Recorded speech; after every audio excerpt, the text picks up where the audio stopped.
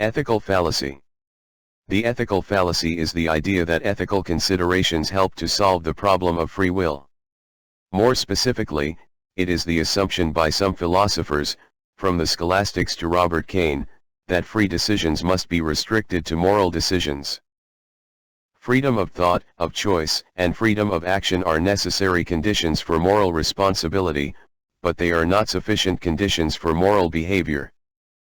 Free will is a prerequisite for ethics, not the other way around. For many philosophers, free decisions are required to be moral decisions. They fail to distinguish between ordinary responsibilities, fiduciary, financial, leadership, and moral responsibility. This was a commonplace in ancient times. Socrates and Plato argued that virtue is knowledge. This meant that a lack of virtue was simply a lack of knowledge. We could not be responsible for our bad actions, because we did them out of ignorance. Aristotle disagreed. He said that our bad actions could also depend on us, even when we were doing them as a matter of habits formed long ago, as long as we are at least partially responsible for forming our habits and character. The scholastics thought that we are free when our decisions are rational. For them, good meant rational, so this was a variation of the ethical fallacy. We are unfree and slaves to our passions when our decisions are evil. We call this the rational fallacy. Immanuel Kant said that we are free only when our actions are good. When our actions are bad, he said, we are slaves to our passions. Some modern thinkers still make morality a criterion for free will, rather than freedom a requirement. Some call it a control condition, for morally responsible behavior. Robert Cain argues that free actions, those for which we have ultimate responsibility, must be difficult moral decisions, CFCA Camel's effort. Susan Wolf argues that our freedom must be within reason and thus free decisions are those made with full knowledge of the true and the good. Wolf combines the rational fallacy and the ethical fallacy. Wolf notes an interesting asymmetry between praise and blame that echoes the ancient distinction between good and bad actions.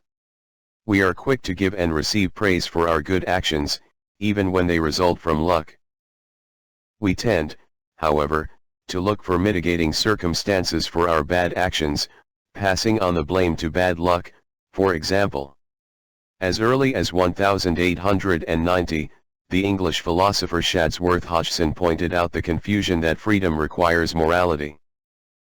One more remark I would make, before quitting the subject of free will. It is, that the kind or quality of the desires or motives, adopted or rejected in deliberation and choice, is wholly irrelevant to the question of freedom. That question concerns, not what we choose, but whether we choose at all, in any real sense of the word. Yet no doctrine is more common, especially among nominal upholders of free will, than to represent true freedom of the will as consisting in a man's following his best impulses, obeying the dictates of his conscience, or going on to attain ever higher degrees of moral excellence or self-perfection. A great confusion of thought is here involved. Goodness of will is not the same thing as freedom of will. Its freedom is the condition of its goodness and badness alike. Mind, Volume 16, Number 62, April, 1891, p.179. Hodgson is well aware of the ethical fallacy. A power to choose only the good is a contradiction in terms, and were such a power, per impossibile to be attained, it would be at once the highest perfection of the character, and the euthanasia of free will.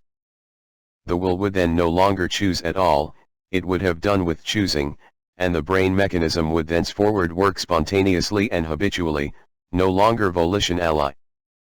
The will in its new shape would indeed be free, but free from what? From the influence of evil desires and motives, not from impediments to its power of choosing between bad motives and good ones. Mind, Volume 16, Number 62, April, 1891, p.179.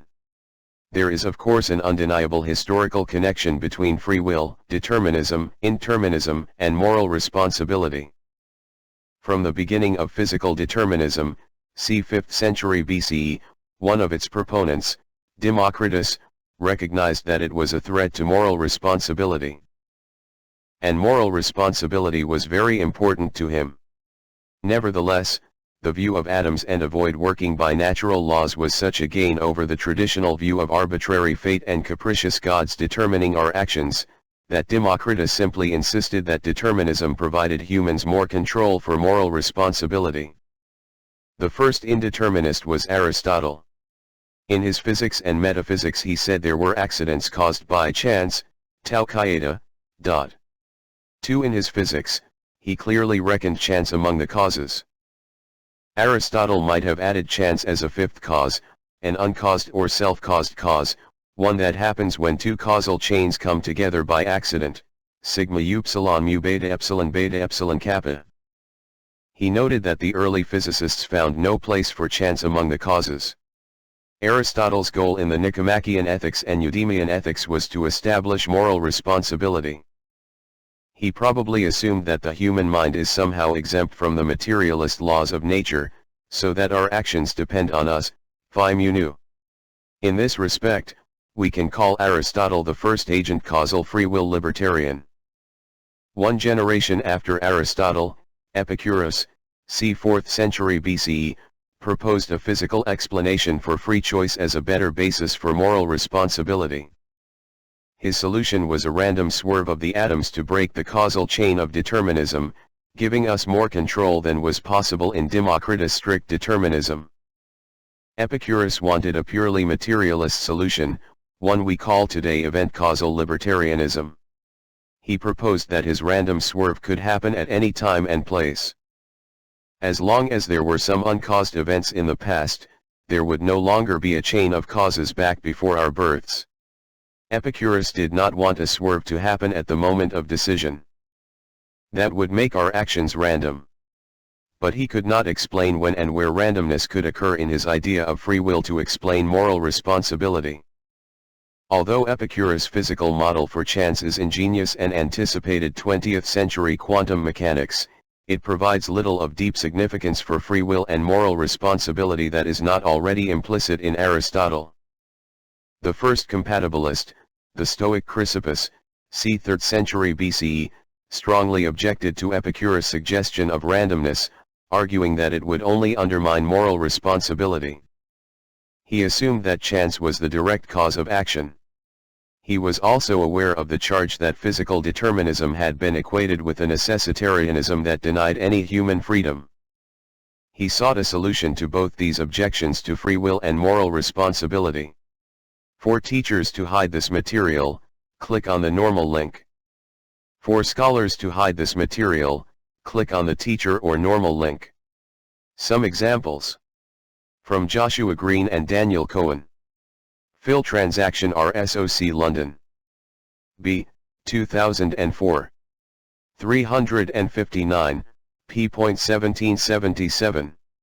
Many compatibilists skeptically ask what would it mean to give up on free will. Were we to give it up, wouldn't we have to immediately reinvent it? Does not every decision involve an implicit commitment to the idea of free will? And how else would we distinguish between ordinary rational adults and other individuals, such as young children and the mentally ill, whose will, or whatever you want to call it, is clearly compromised? Free will, compatibilists argue, is here to stay, and the challenge for science is to figure out how exactly it works and not to peddle silly arguments that deny the undeniable.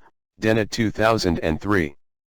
From Manuel Vargas, Revisionism, in 4 Views on Free Will, p. 148. Consider the question of how we go from being unfree agents to free agents. This is a puzzle faced by all accounts of responsibility, but there is something pressing about it in the case of libertarianism.